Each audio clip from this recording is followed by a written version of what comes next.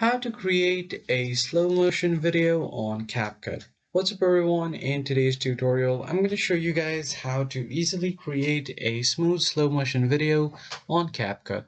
But before getting started, don't forget to like the video down below and subscribe to the channel. So the very first thing you need to do is open up your CapCut and make sure that you add a video to your timeline. And from here, as you can see, this is a completely normal speed video, so I'm just going to play it right here. It's a completely normal speed video. Now if you want to slow it down, first thing you need to do is select the video right here, and on the right side of your screen you'll find different options like speed. So just go ahead and tap on the speed option right here. You can manually slow down the speed like this, and once you play the video right here, it will be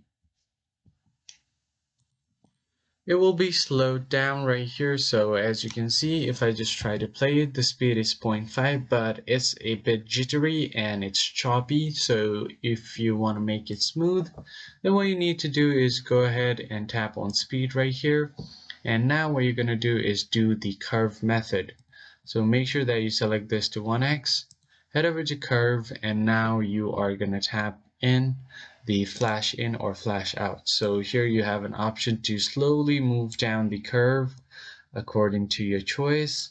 So I'm just going to move this curve a bit down as well, and you can move this part of the video as well as this part of the curve. So as you can see, if I just bring it right here on the bottom and drag it down a bit, the video will drastically slow down right here.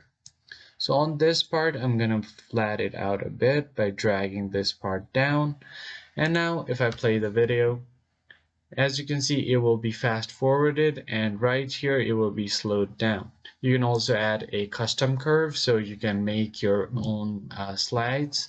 So if I just start the video a little bit slow, make it a bit slower right here, and move down with the curve.